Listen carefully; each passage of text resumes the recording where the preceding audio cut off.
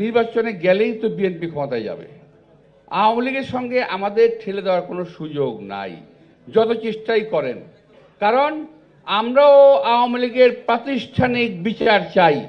এখানে একটা ব্যাপারে সবসময় আমরা খেয়াল করেছি যে বিএনপিকে কেউ এমন একটা শিবিরে ঠেলে দেওয়ার চেষ্টা করছে যে শিবিরটা অনেকটা আওয়ামী লীগের মতো।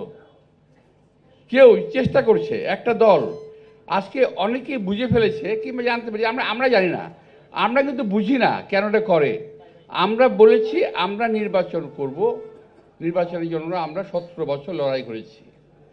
আমাদের নেত্রী জেল খেটেছেন, পৃথিবীতে একমাত্র নেত্রী আমি বলতে পারবো যে যিনি দেশ ছেড়ে পালিয়ে যান নাই।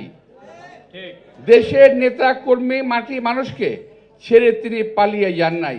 এই ঈদে জামা জুতো অ্যাকসেসরিজের ডিসকাউন্ট। আমি বলতেছিলাম যে বিএনপির নেতা কর্মীদের, এই দেশে মানুষের অনেক ত্যাগ, অনেক তিতিক্ষার ফলে আজকে আমরা একটা অবস্থানে এসেছি। গণতন্ত্রের জন্য আমরা কথা বলার অধিকারের জন্য আমরা এসেছি। আজকে কেউ বিএনপিকে মানে অবস্থা এরকম যে নির্বাচনে গেলেই তো বিএনপি ক্ষমতায় যাবে, এমন একটা ধারণা সবার ভিতরে এসে গেছে। আলহামদুলিল্লাহ, আমরা কিন্তু এমন ধারণা করি না। আমরা ধারণা করি নির্বাচন হবে, নির্বাচনে আমরা কাজ করব, নির্বাচনে যাব। বিগত দিনে বিএনপি তিনবার ক্ষমতায় ছিল। যদি বিএনপি ভালো কিছু করে থাকে, দেশের লোক আমাদেরকে ভোট দেবে, এটা আমরা আশা করতে পারি আল্লাহর কাছে, মানুষের কাছে। জিতি ভালো, না জিতি যে আসে ক্ষমতায় আসবে তাকে আমরা সালাম দেব। কিন্তু যাতে বিএনপি ক্ষমতায় আসতে না পারে, ওই যে দেখছেন না আপনার গান বাজনার অনুষ্ঠানে একসঙ্গে সুর করে কাওয়ালি গায়, একটা কি জানি বলে এটাকে, কনসার্টের ওয়েতে কি বলে এটাকে জানি না, এটা আপনার একটা গান গায় সবাই কাওয়ালির মতো। এখন বিএনপির বিরুদ্ধে উঠে পড়ে লাগছে কি এমনি বিএনপিকে খাটো করা যায়, বিএনপিকে মানুষের সামনে খাটো করা যায়।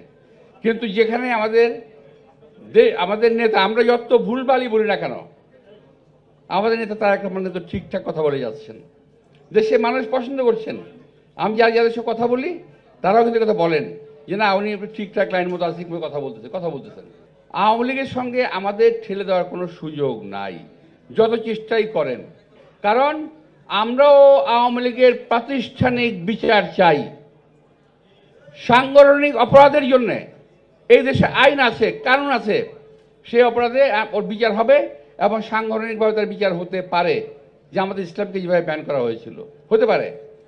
যারা ব্যক্তিগতভাবে চুরি চামারি করেছে, ডাকাতি করেছে, অন্যায় করেছে, লুট করেছে, এই দেশে সব কিছু শেষ করে দিয়েছে, তাদের বিচার হবে।